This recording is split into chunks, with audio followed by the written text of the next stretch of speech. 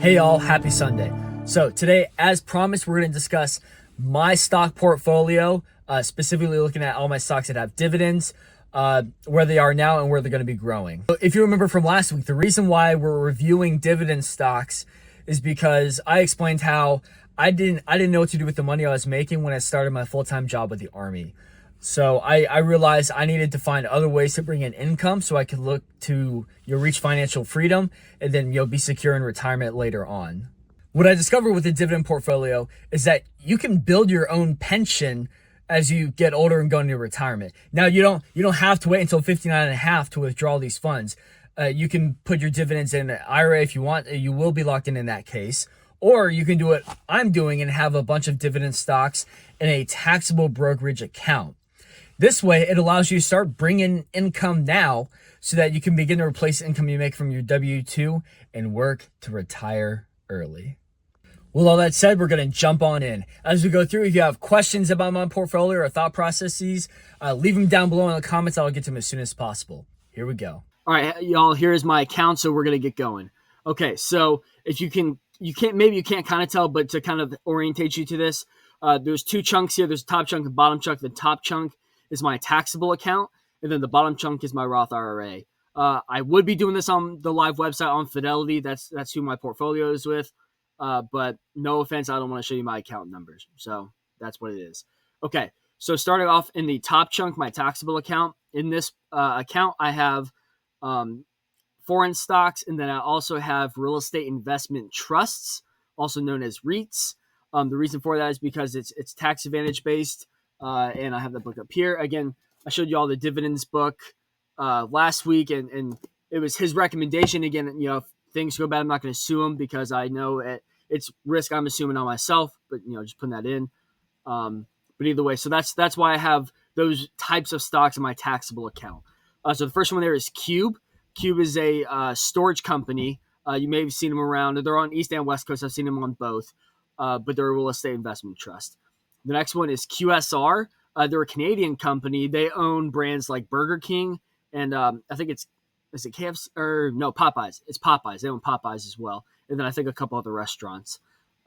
Next is O Realty Income Corp. They're famous because they pay a monthly dividend, which is very unusual, and they invest in homes, in houses, and real estate like that.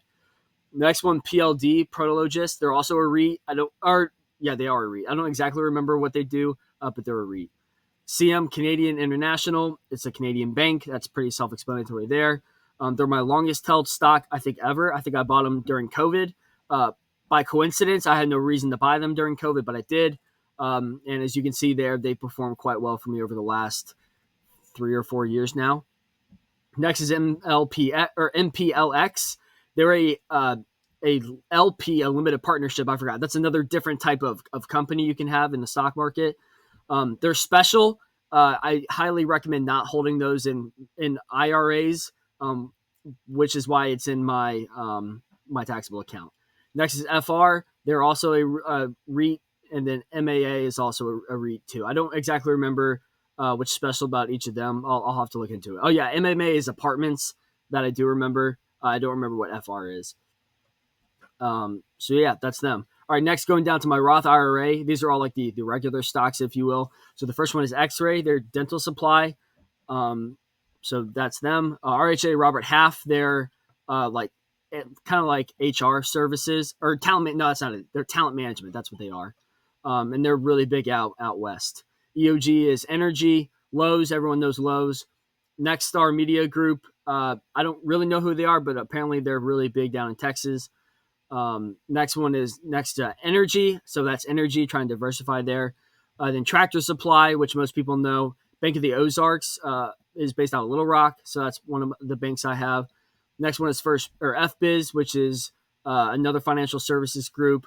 Then Kroger, that's a grocery store mostly on the East Coast. Can't really say I've seen it out west. And then ADP is my last one there.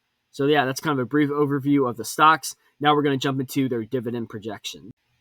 All right, y'all. So here's the dividend view for my portfolio. I know you can't see the headings, but the rightmost column is my estimated annual income, with the column to the left of that is total number of shares I own for each company. Again, I'm sorry the headings aren't there. I'll try to find a better way to show that. But right now, I did it like that because I couldn't figure out how to move my account numbers. But either way, yeah, that far right column is the most important one. That's how much I plan to make per stock over the course of this entire year. And this is assuming I don't do anything to my stocks, meaning I don't sell them or I don't add to them. This is just them sitting for a whole year. So it's pretty cool. If whatever is 684 plus 499, add that together, I think it's like 1100. So by doing nothing this year, I'll make $1,100 just in dividends, which is pretty cool to me. Well, there you have it. There's my portfolio. Please take this with a grain of salt. Just because I own these certain stocks doesn't necessarily mean they're right for you, and it doesn't mean they're right for you in the context in which I have them. So please consult a professional or seek me out. We can sit down and coach you up and see if they're right for you. Some of y'all are probably looking at that and saying, wow, John, that's a lot of money to own in your portfolio to only be making a couple $100 a year, not even a month. And yeah, you're right. It's not a lot. But whoever said building a asset I'll have for life, an asset that I'm going to pass to my kids, would happen overnight or be quick. I mean, I know we all want things fast, but this isn't the lottery. I said that last week. You know, this is no get rich quick scheme. This is taking your money, building an asset over time that will have ups and downs, of course, and using it to provide for your future and then your children's future and so on and so forth. So I hope you're not turned off just because it's slow, because I promise you, if you stay dedicated to investing in these kinds of things, you're going to build something that will provide money for you and your family. With that all being said, this video is going to kick off a new video series on my dividend portfolio and how I'm making money in stocks. So I'll have that link down below so you can see this video and the video from last week as well. I think I plan to review my portfolio at least. We'll start with once a quarter and see how that goes. I know you're probably thinking, well, why can't you do it once a month or something like that? And my logic is, well, I don't plan to be making that many trades. Now, if I do, I'll update you. I'll do update videos if I trade certain stocks so you can follow along with me where I'm going. But I think I'm going to do it quarterly. So this one will be for first quarter of 2025. That means the follow-up will be sometime around June, probably end of June for quarter two, and updating where I'm at with the portfolio so far. If you choose to join me in following with my portfolio, or just follow along with your own stocks to see how you do, leave a comment down below on how you're doing and what I'm doing wrong so that I can get better. I hope you all got something out of today. I love each and every one of you, and I'll see y'all in the next video.